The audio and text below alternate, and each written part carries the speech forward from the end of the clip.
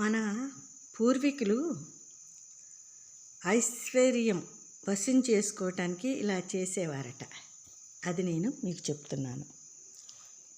మంగళవారం సూర్యుడు ఉదయించడానికి ముందు బిర్యానీ ఆకు చుట్టజుట్టి అందులో దాల్చిన చెక్క గుండ్రంగా ఉన్నదానిని ఉంచి దానిలో యాలకులు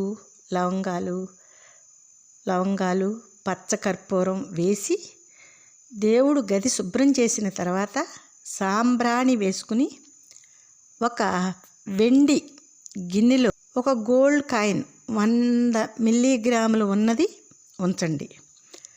దానిలో కర్పూరం పెట్టి వెలిగించాలి. మనం ఆల్రెడీ చేసుకున్న బిర్యానీ ఆకు చుట్టూని వెలుగుతున్న కర్పూరంలో పెట్టాలి. అది వెలిగి ఆరిన తర్వాత ఆ పొగని పీల్చుకోవాలి. ఆ యాష్ని తీసుకుని నుదుటి మీద రాసుకోవాలి. మగవారు రాసుకుంటే చాలా మంచిది.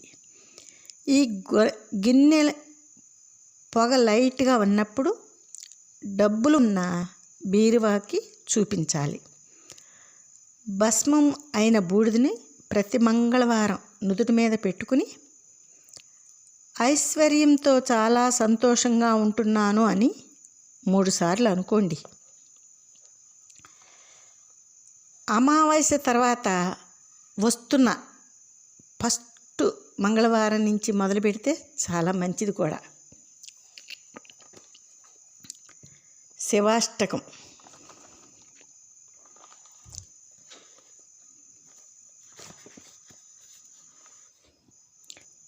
పరబ్రహ్మ బ్రహ్మాదిభిర్వంద్యమానం శివం శంకరం శంభుమీశానమీడే. పరబ్రహ్మ బ్రహ్మాదిభిర్వంద్యమానం శివం శంకరం శంభుమీశానమీడే.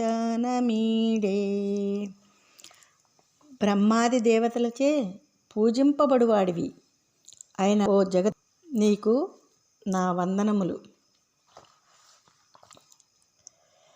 కపాలం త్రిశూలం కరాభ్యాం దధానాం పదాంభోజనమ్రాయ కామం దధానం వలీవర్ధయానం సురాణాం ప్రధానాం శివం శంకరం శంభుమీశానమీడే.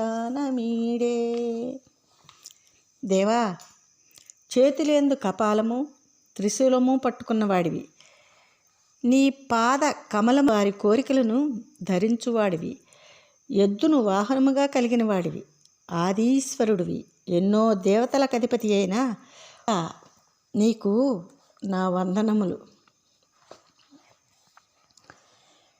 చంద్రగాత్రం గణానందపాత్రం త్రినేత్రం పవిత్రం ధనేశస్య మిత్రం.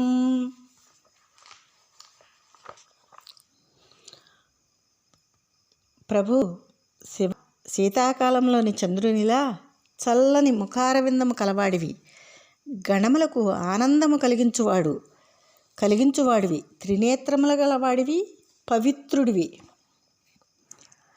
అపర్ణాకళం సదా సచ్చరిత్రం శివం శంకరం శంభుమీశానమీడే.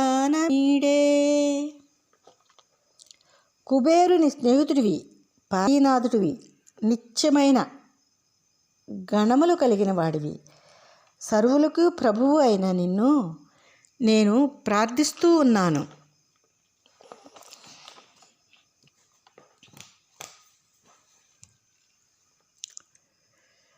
హరం సర్పహారం భువీహారం భవం వేదసారం సదా నిర్వికారం.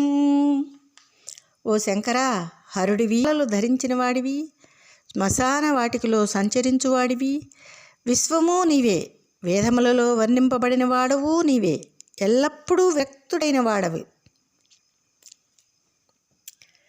శివం శ్మశానే వసంతం మనోజం దహంతం శివం శంఖం శంభు మీసానమీడే.